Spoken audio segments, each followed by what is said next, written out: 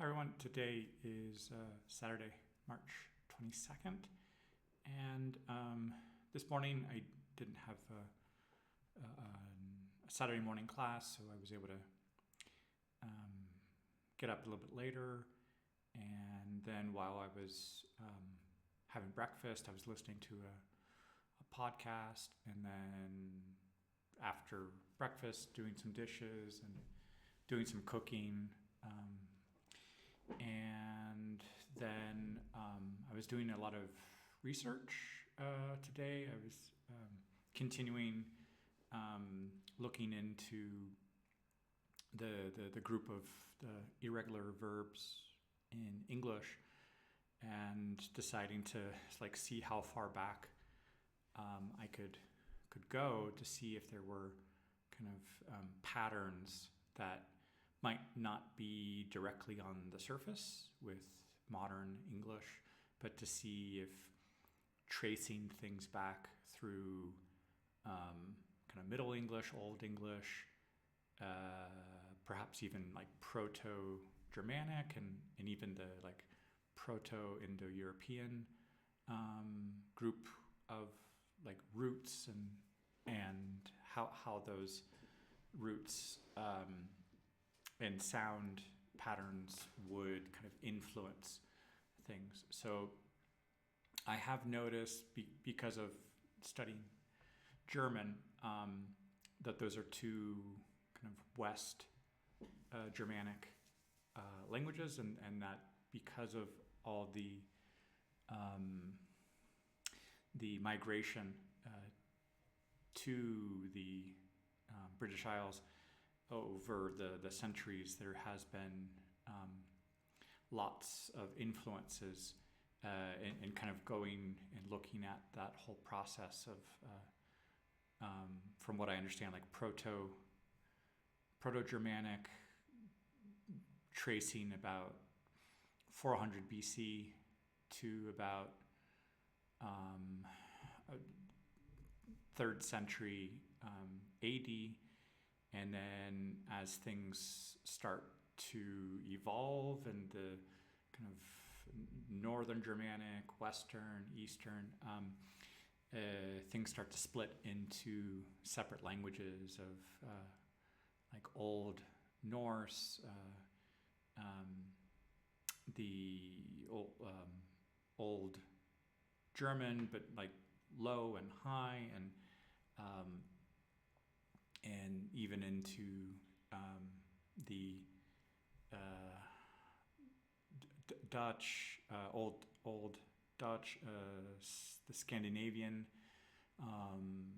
languages of Danish, Norwegian, Swedish, Icelandic, that how they're each kind of evolving, and also the invasions and settling in from the 500s onward, and then up to the Norman invasion in 1066, and then that mixing of kind of the influence from French and the influence of Latin and Greek borrowings from the upper classes who are bringing that influence of vocabulary into the language, and then the great vowel shift that is taking place little by little with the there's various explanations what could have affected the great vowel shift. So those things, in terms, especially when we see concepts of ablaut, which takes a vowel change to designate the past tense, and that is a feature of Proto-European, and when we see that in groups of sing, sang, song, or things like break, broke, and we do also see patterns that can be similar in modern German as well, that can have those spelling changes, sound pattern changes. And because modern English has not really updated so much the spelling, sometimes it can be a little tricky to looking at modern pronunciation and how it feels a bit chaotic, especially if we have like vowel combinations like EA can end up being things like idea, break, bread, heat, and how trying to guess some of these patterns can feel a little frustrating. And also what I notice with a lot of textbooks is that they kind of just present these verbs in alphabetical order, and as a native speaker, I don't memorize these vocabulary words just in alphabetical order. I learn them, I remember them by association, by some kind of analogy. So I learn them in a group, and as I'm kind of trying to remember one of them in that group, I kind of go through all of them, and that seems to activate the memory on that as a group. I'm not really remembering them one by one. I'm usually remembering them in at least pairs or small groups.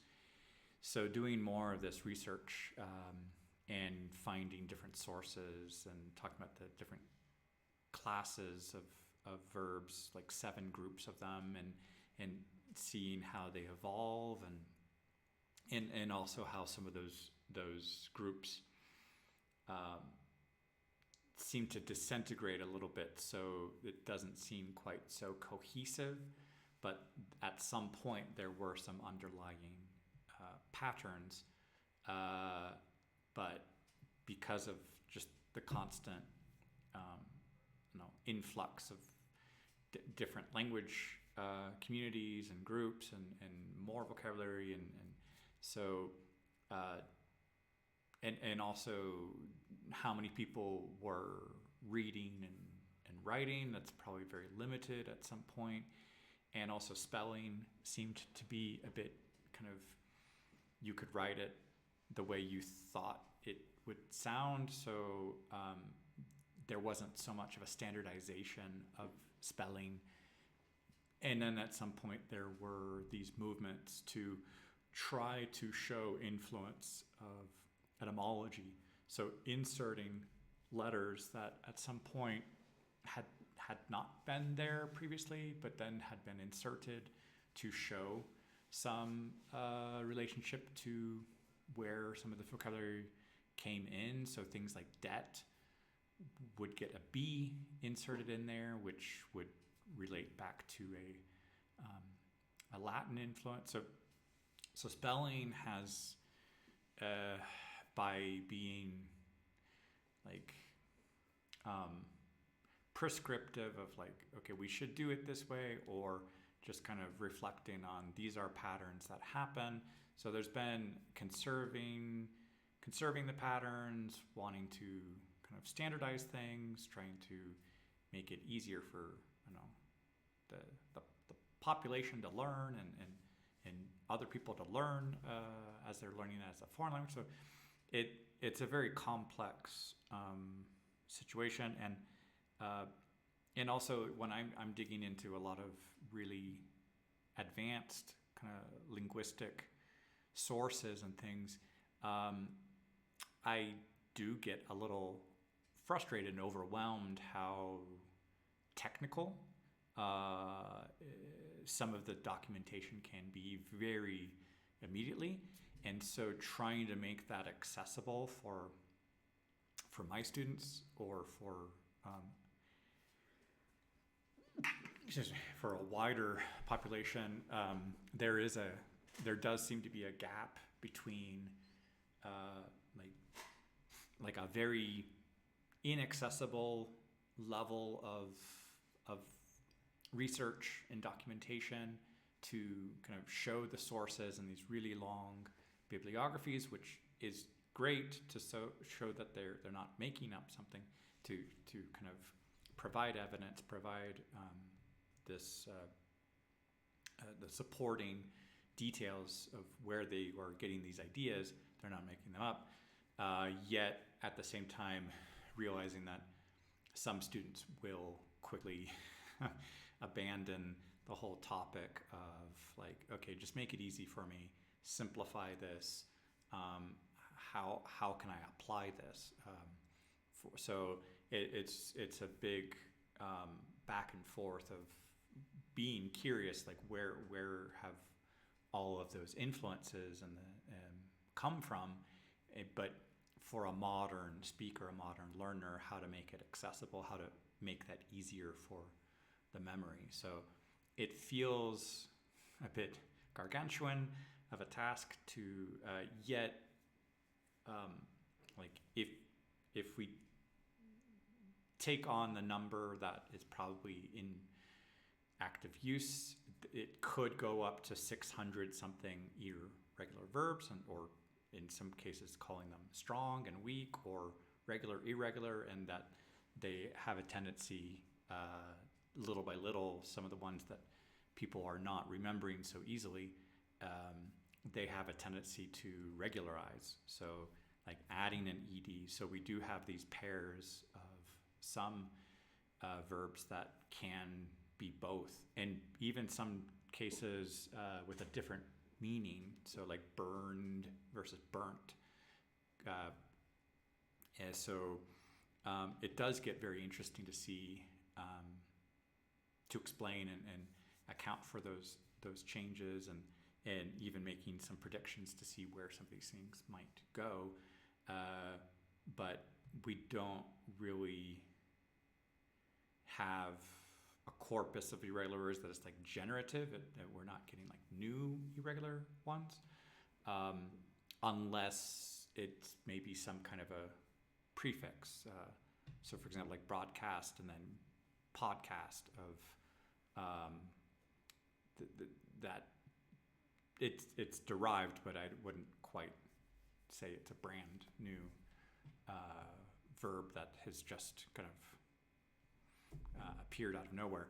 I think the general tendencies are to kind of regularize and kind of level out and try to make things simpler, especially if things kind of fall out of usage, since there are people who tend to kind of like, what is that? What's the past participle of dive? Is it dive, dove? I don't know, dived. I have making something else up. So sometimes because of these little groups, the memory is a little kind of tainted, where if something is not frequently encountered, it's possible that we might regularize something just out of like, hey, my default pattern is just, add ed, and then also recognizing how because of the consonant groups, voiced and voiceless consonants, adding like a D ending or a T ending. And so I was going back also looking into this kind of Proto-Germanic endings and recognizing that in some of these groups there was like a D ending in a singular past tense for one group of these verbs. And I thought that was kind of fascinating. And then I've also noticed how in modern German there are some of these like T endings or DE endings. So these DT similarities do cross over as a way to represent the past, and then to see some patterns that add the like letter N, and also to see how in the Proto-Germanic there was a third person plural past, which would also include an N in there. So, and I believe we can see a similarity with that little letter N across some of the Romance languages. Those I can still hear in modern French and modern Spanish and modern Italian and modern German. So there is some underlying patterns, but those things don't easily kind of jump out if you haven't encountered those languages or studied them a little bit. But I find all of that fascinating. So just allowing myself to do a lot of that research is enjoyable. I do really enjoy having my books out and finding websites and research tools to do that. It does remind me, at least like 20 years ago, when I was starting to work at a language school and working with a lot of French speakers in the Paris area. And at the time, I didn't really have access to things like YouTube had just started a year before, so it was not really something that people were thinking about using for research. The things I was looking on for Google, I mean, Google had probably been about 7 years, so a lot of the things that I used for research were not really there. The language school had books, grammar books, method books, and I would borrow them and do my own research and try to compile exercises that I could use with students. But and the social media was very kind of, I did not use Facebook until 2008, so, and definitely had not joined some of the other things. I mean, maybe Twitter a little bit, but I think that was also very, very limited. So basically, if I wanted to be looking to use things for my students, I basically had to just compile these exercises and for my students. And till this day, I still have some PDFs and documents that I created about 20 years ago, and I'm still using them because I just wanted to go ahead and compile these things to see, like, okay, how to explain this, how to make this easy. I have to explain that over and over again, and so I started creating my own resources about 20 years ago. And now, even looking into a little bit with ChatGPT and some of the artificial intelligence, it can compile some things as well, like creating some tables and helping document some of these forms that between the word form and potential pronunciation, the phonetic transcriptions and things, it makes things a little bit, it really helps connect some of these dots. I still need to go back and double check those things. I can't blindly just trust it and say, oh, this, yeah, because even when I am using it, I do question it and say, hey, are you sure about this? And I'll say, oh, yes, that's right. Yes, you're right to question this. And so it can be a tool, but it's very similar to how I might find something on another source.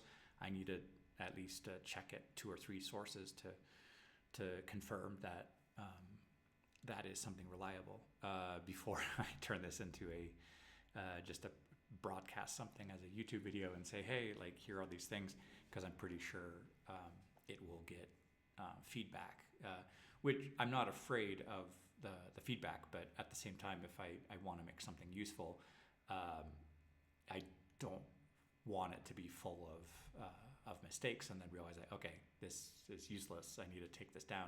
So I might make some kind of bite-sized versions of things, but eventually I need to make sure that it is accessible and useful and practical for my students. But to get to that point, there's so much research that goes into it beforehand.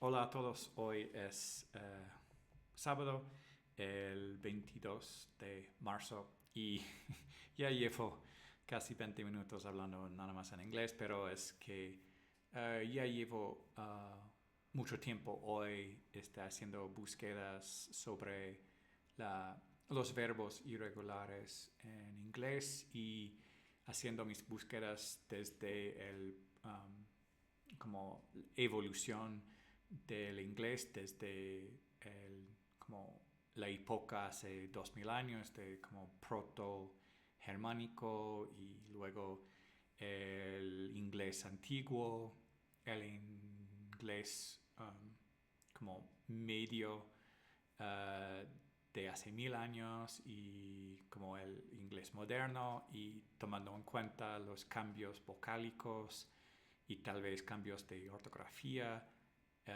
que a veces no respetan el cambio de pronunciación. Entonces, para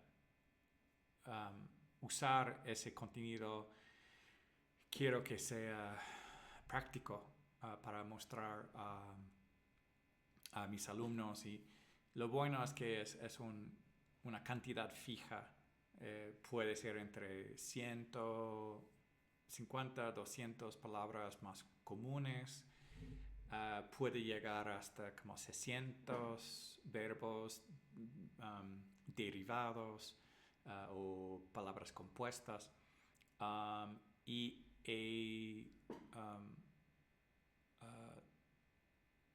he querido mostrar que las formas principales que se pueden detectar de hace como 2000 años, reconstruida, y luego ejemplos con el inglés, el viejo inglés, y luego el inglés medio y ahorita inglés moderno. Me gustaría mostrar que sí hay cosas similares, que no es un caos total, pero para llegar a eso yo creo que necesito seguir haciendo más búsquedas y compilación de material. Pero sí me fascina hacer eso y son cosas que llevo como 20 años haciendo, entonces, o más, y que cuando empecé a enseñar en una escuela de idiomas en París, lo que yo podía encontrar en internet era muy poca. Las redes estaban en su infancia y entonces por cuestiones de necesidad yo estaba haciendo mis propias herramientas y hasta la fecha hay ciertos PDFs que había hecho yo mismo hace 20 años y siguen siendo útil para mostrar a alumnos y para la pronunciación o vocabulario o las tablas que quiero que ellos entiendan. Entonces voy a seguir haciendo estas búsquedas y espero que puedo tener algo listo para compartir pronto. Bonjour tout le monde, aujourd'hui c'est samedi le 22 mars et aujourd'hui je n'ai pas eu un cours le matin, donc j'ai profité pour prendre un petit déj tranquillement et faire la vaisselle et je faisais pas mal de recherches pour les verbes irréguliers en anglais parce que c'est quelque chose qui me fascine en ce moment et j'ai envie d'avoir une ressource ou une liste interactive que je peux partager avec des stagiaires et des étudiants.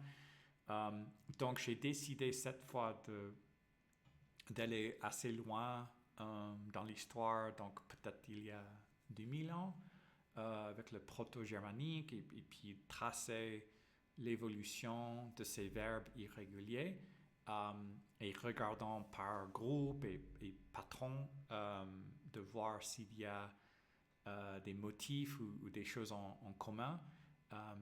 Et c'est intéressant de voir les parties principales qui peuvent aider à tracer une ligne droite entre le proto-germanique, l'anglais ancien, l'anglais médiéval et puis l'anglais moderne, parce que chaque fois que je donne une liste ou que je trouve dans un livre typique, c'est juste une liste alphabétique et je trouve que ce serait mieux ou plus intuitif si c'est par groupe ou par pour montrer qu'il y a des semblances entre certains groupes. Donc j'essaie de, de trouver des ressources qui sont accessibles et aussi de pouvoir faire quelque chose qui peut être accessible pour mes stagiaires parce que sinon ça risque d'être très dense et très difficile depuis le début et je veux juste que ça soit facile et intuitif et c'est complexe de trouver ce juste milieu, mais c'est quelque chose que j'aime beaucoup et aussi ça me fascine depuis 20 ans parce que quand j'étais à Paris avec une école de langue, je n'avais pas les réseaux sociaux qu'il y a maintenant ou les ressources en ligne qu'il y a maintenant. Donc je préparais mes propres ressources et je faisais pas mal de recherches avec des livres et de trouver des idées qui pourraient être utiles. Et donc, je crois que j'ai un peu perdu certaines tendances à faire ça, de rassembler ou passer du temps à juste m'y mettre dans un thème et essayer de trouver des idées qui sont là. Et ça me fascine et j'aime beaucoup arriver au point que c'est pragmatique, pratique pour des étudiants et pas juste rester dans la partie théorique. Je veux vraiment que ça soit pratique pour les étudiants. Donc voilà, c'est tout pour aujourd'hui. Hallo an alle, heute ist Samstag, der 22. März und heute Morgen hatte ich keine Stunde und ich habe Frühstück gegessen und Abwaschen gemacht und danach habe ich viele Verben auf Englisch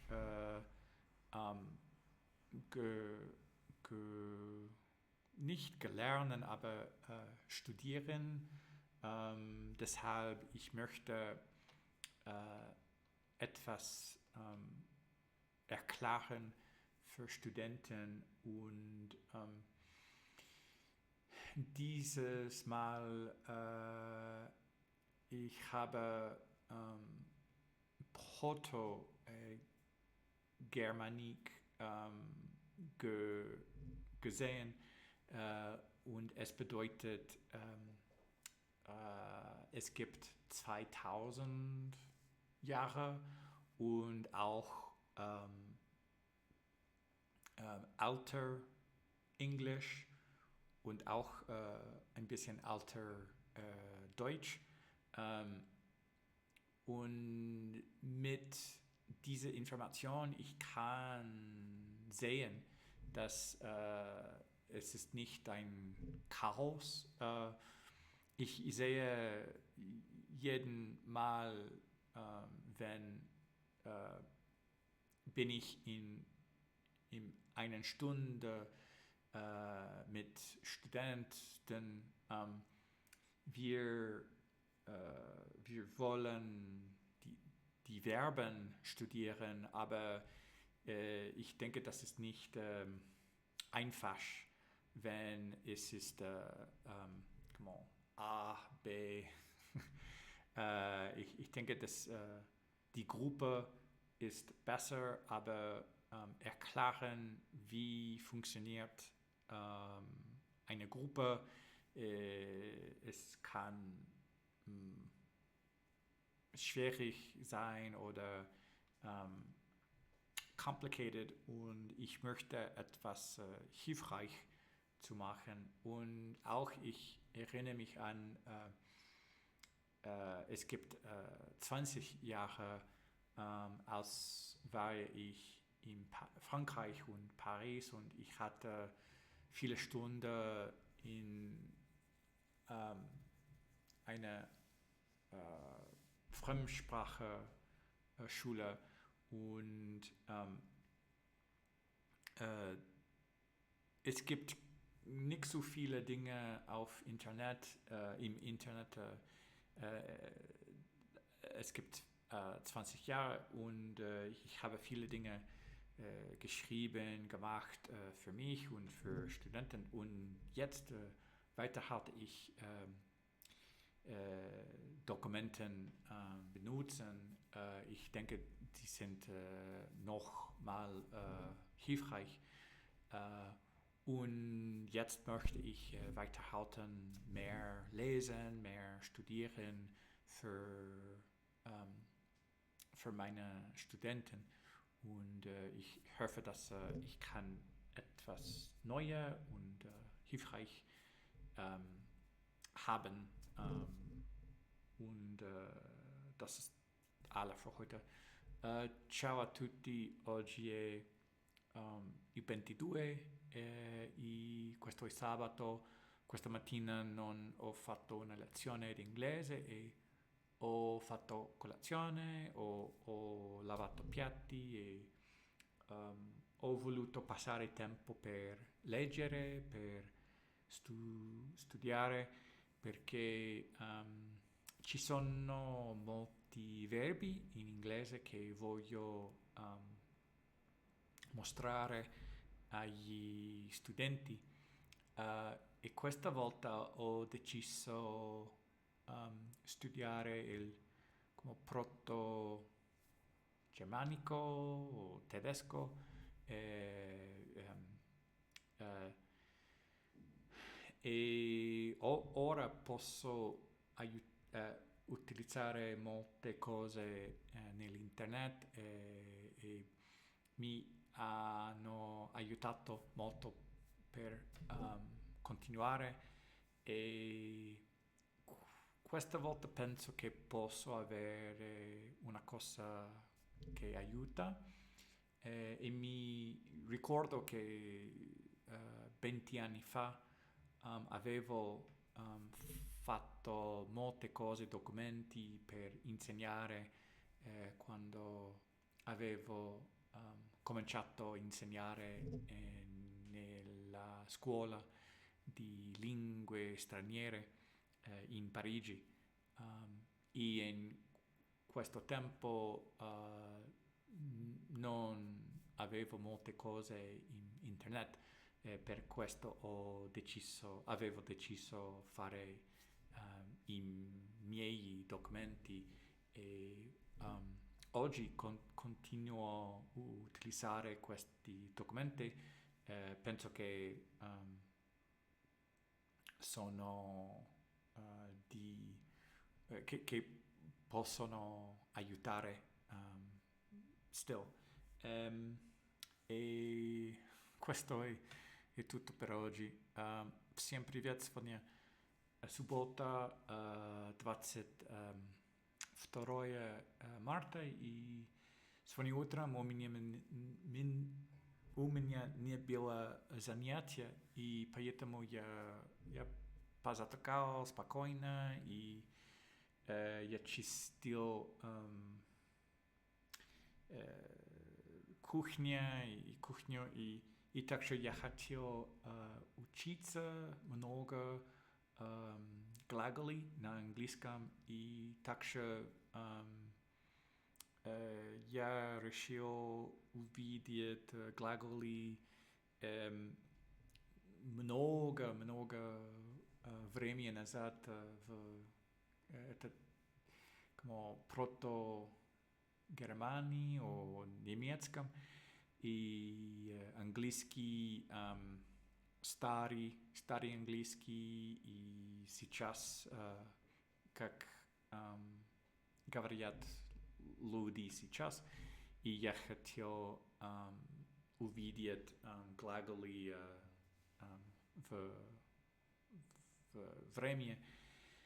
И думаю, что я смог найти patterns, и надеюсь, что это может быть что-нибудь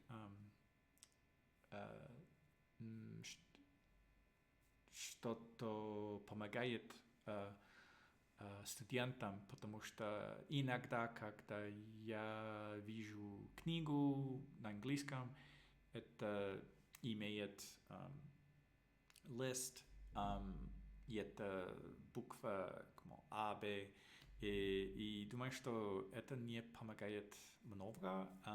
Это лучше группе, потому что когда я помню, я должен иметь группу,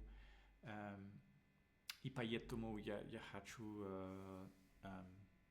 закончить документ скоро для моих студентов. Так, это все. И также я помню, когда я был в Париже, потому что когда я был преподаватель в школе для языков, я должен готовить много документов, потому что по интернету не были много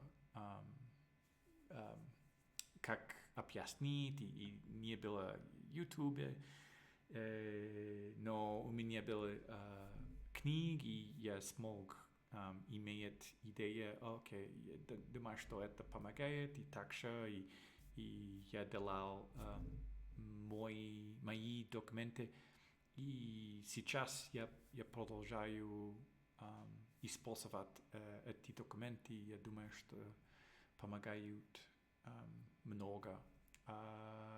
И так, это все на сегодня. Большое спасибо, пока.